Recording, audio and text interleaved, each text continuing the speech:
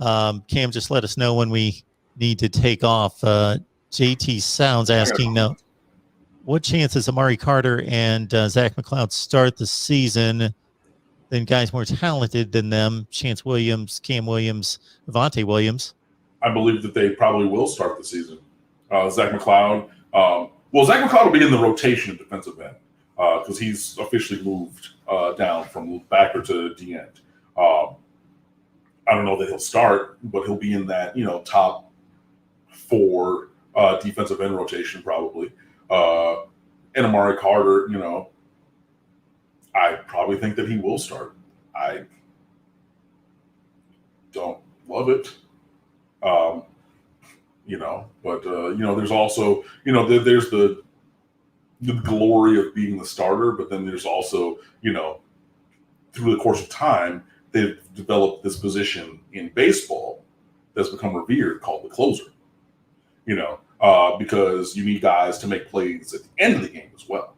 So I know that, these guys starting, it's going to be a point of conversation. And again, and like I said, I talked about it already. My boy JP wrote it on the site. You can go over to StateofU.com and look at this piece about, this might have a seniority problem for that kind of a thing. But it depends on what snaps they take and, who's there in the key leverage situations as well. I would expect both of those guys to be at the top of the rotation, especially at the beginning of the season. But then, we'll see through their performance and how the other guys develop if they're able to wrest some of those snaps away. JT Sounds is always going to hit you up for recruiting prospects. So Omar Graham is the 35th rated outside linebacker in the country, according to 247 Sports Composite at 6'1", 205 out of Stranahan, Fort Lauderdale. He's better than that. Yeah. That ranking's going to go up. Or down, whichever way, closer to the number 1. I don't know. Not saying it'll be number 1, but yeah, his ranking will go in a positive direction. We just got to continue to recruit him and everybody. And this is the thing about South Florida. These Power 5 kids, these top tier kids, will pop up anywhere. You remember years ago there was the Matter Academy in Hialeah. That's where Zach Moss, who ended up at Utah. There were a couple other FBS recruits, Latavius Briney, who ended up kind of fading out and not really doing anything. The other brother, Briney, who was a wide receiver later, Deion Jackson. They transferred somewhere else. Most of them went to Hallandale. But yeah, Matter Academy out the middle of nowhere, all of a sudden they had these guys who were like 3-star, 4-star FBS level recruits. What? Stranahan, that's a good, inner city, metropolitan kind of school. They finally won their first state championship at basketball a couple of years ago. They've been developing that. They've had some good guys come through that program over the course of time. But you wouldn't think, if I'm recruiting South Florida, I need to hit Stranahan. I need to go there for one of the best players that I can get. That's the case this year. In terms of linebacker. So, it's going to be a recruiting battle, just like anything in South Florida. So, you got to stay after him. The Miami Central linebacker he's mentioning is Wesley Bissainthe, Bissainthe. I believe that's a Haitian Creole last name. Who, everybody was talking about Terrence Lewis being at Miami Central last year. Wesley Bissainthe was the best linebacker on Miami Central roster over a 5-star recruit as a high school junior. So, you put Omar Graham Jr. and then you put Wesley Bissainthe together in this recruiting class for linebacker. We're cooking with fish grease. It's going to take yeoman's work to make that happen. But, if we were able to get both of those guys, it really would be great.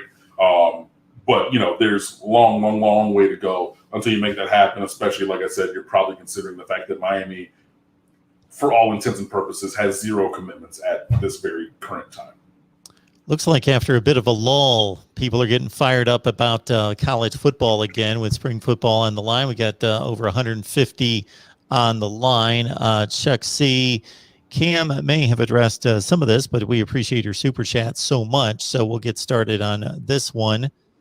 Great job, fellas. Thanks, Cam. Saying that there's a chance Jared Williams doesn't start at right tackle, a good sign.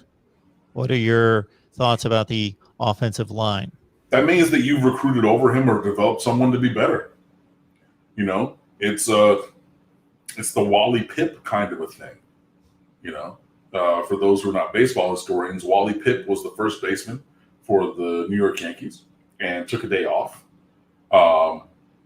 to end his at near record consecutive game streak at the time.